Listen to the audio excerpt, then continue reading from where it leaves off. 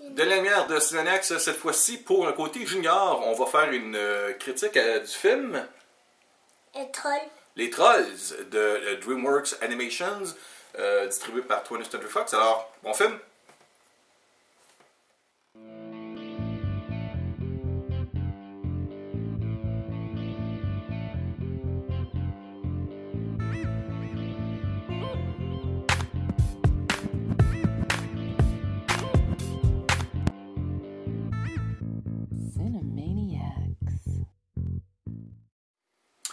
Bon, alors c'est ça, on est à la Cinénax, on va parler aujourd'hui de Les Trolls, qui a été un film d'animation qu'on a vu en avant-première, il y a déjà une semaine de ça, avec mes deux filles, MJ, qui à son début d'adolescence a fait qu'elle s'est endormie bien raide, et Nicolas. Puis je veux un peu que tu nous parles de l'histoire des Trolls, ce que tu peux comprendre dans le film animé.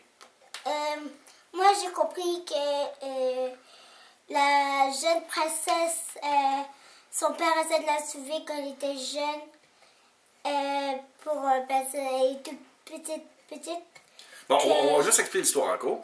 Il y a comme des ogres, des créatures qui ont une fête annuelle. C'est des créatures qui sont tout le temps malheureuses, tristes, beaucoup de chagrin. Et pour eux, il y a une fête annuelle où est-ce qu'on mange des trolls. Ils ont un arbre dans le centre-ville qui est garni de trolls vivants. Et une fois par année, ils se réunissent là, comme un peu les gens vont se réunir pour une soirée de Noël, la Thanksgiving ou un anniversaire. Et ils mangent des trolls. Et une sonnerie d'un troll, c'est le bonheur, c'est la fête. C'est ça, c'est la fête, c'est la joie. La joie, c'est ça, parce qu'un troll, c'est heureux, ça danse, et ça fait beaucoup de musique. Et sonnerie de ça, c'est un peu comme des câlins intérieurs, c'est ça. Alors, l'histoire, c'est ça, c'est qu'à un moment donné, les trolls sont tannés de se faire manger. C'est pas le fun de se faire manger comme ça? Non.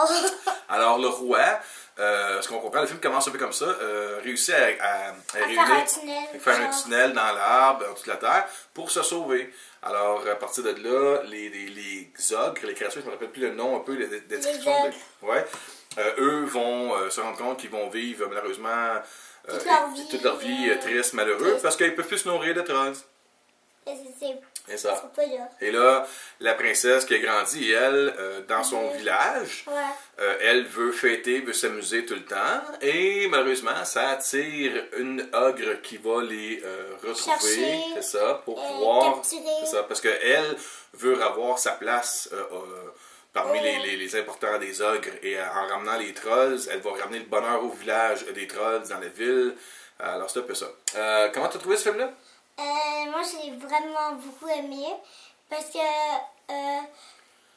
c'est comme la liberté. C'est vraiment beaucoup de musique. Moi, j'aime la musique, le chant, la danse, tout ce qu'on peut bouger.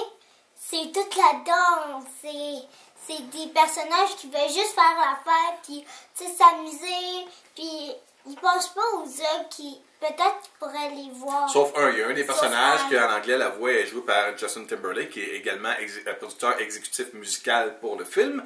Et la princesse, c'est Anna Kendrick qui joue, il me semble, dans Pitch Perfect. Ça, elle faisait la demoiselle principale dans Pitch Perfect. Cette fois-ci, elle fait la princesse qui est un peu insouciante de savoir s'ils vont se faire trouver. Mais non, ils vont jamais se faire trouver, puis finalement, ils se font retrouver.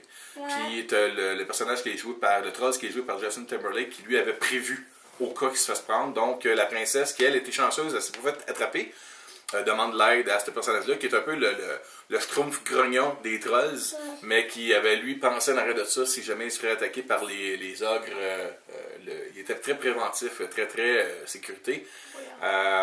Fait que, c'est ça. Alors, les deux vont travailler ensemble afin de délivrer les trolls qui ont été capturés par les ogres. Parce que les trolls qui ont été capturés, surtout, c'est les amis de la princesse. C'est ça. Et à la fin, la belle histoire là-dedans, c'est que les trolls s'allient avec une servante ogre qui, elle, est amoureuse du prince. Exactement. Et elle réussit les trolls réussissent à s'allier avec elle, en démontrant que c'est pas en se nourrissant des trolls qu'on va trouver le bonheur, mais bel et bien dans l'amour d'autrui, le partage, la nourriture, c'est là qu'on trouve le bonheur.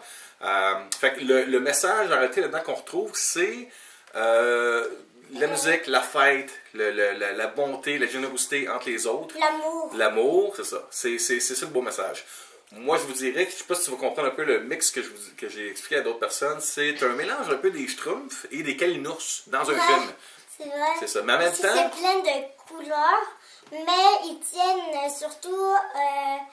Ils font toujours des câlins.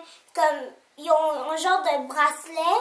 Puis quand la fleur de leur bracelet s'ouvre, c'est comme « Ah, c'est le temps du câlin! » À chaque heure, ils ont l'heure du câlin, mais finalement, à la fin, ils réalisent que le câlin peut être n'importe quand. N'importe quand. C'est ça. Parce que même eux ont le message, on va dire, il ne faut pas être timé pour donner du bonheur. Du bonheur, ça se donne par le cœur. C'est tout le temps, ça exactement. se donne tout le temps. Exactement. Fait que c'est un beau message. Les enfants vont aimer. Les parents, comme moi, vont peut-être te trouver ça un peu... En dormant. Pas parce que le film n'est pas divertissant, mais parce que ça ne va pas vraiment nous rejoindre. Parce que d'un côté réaliste, le bonheur n'est pas aussi facile que ça à aller chercher. On va trouver où est-ce qu'on le cherche, mais il ne vient pas gratuitement comme ça. C'est vraiment un film pour enfants. Là. Si je fais une comparaison un peu différente, lorsqu'on allait voir des films comme Shrek, qui était également fait par DreamWorks, on avait des jokes un peu pour les adultes aussi là-dedans. Parce que les adultes peuvent faire comme « Oh my God! Là-dedans, c'est vraiment pour enfants. On parle d'une clientèle de 4 à 10 ans, maximum. 11 au moins. 11 ans? Là, tu veux te donner un an encore, c'est ça? Ouais. Fait que c'est ça. Pour les enfants de 4 à 10 ans, c'est très coloré, c'est très joyeux, c'est très le fun. Marjane, tu veux mettre de quoi, c'est quoi? Non. Non? OK. Parce qu'on va voir ton visage dans l'écran. Et, OK. Bon, fait que, parce qu'on a notre caméraman de Marjane qui, elle, a dit qu'elle n'a pas aimé le film, elle n'a pas participé à la critique, elle a dit qu'elle va descendre le film. Fait que, on a une jeune adolescente qui, elle, va plus triper sur les films de Twilight. Fait que c'est ça. Ouais, ben moi, tout, je suis de Twilight. Fait que, tu recommandes-tu aux enfants d'aller voir le film, Nico? Oui, ouais. Les autres, ils vont triper, ils vont être comme moi, ils vont faire comme... Ils vont être dans l'action, puis ils vont faire... que pendant des moments, il y avait de la musique, puis moi, j'étais en train de danser. Mon père, à côté, lui, il faisait... Il dormait. Ouais, mais c'est tôt le matin. On avait visionnement très tôt le matin, puis... c'est ça. Ben, on se reprendra. Fait que j'espère que vous avez aimé la petite critique qu'on a eue. C'est une opinion qu'on a. On donne pas de chiffres là-dessus. On dit, mais on vous conseille peut-être d'aller voir le film en famille. Vous allez, les enfants vont adorer. Alors, donnez la lumière pour Smanax avec Nicolane. On vous dit bonjour, bon film, profitez-en. Puis à la prochaine, regardez Smanax. N'oubliez pas de souscrire à la chaîne YouTube. On apprécie énormément les gens qui souscrivent. Mettez un commentaire si vous avez eu le film ou on veut savoir comment vous avez trouvé le film. À bientôt. Bon film. Un pouce bleu aussi. Un pouce bleu? OK.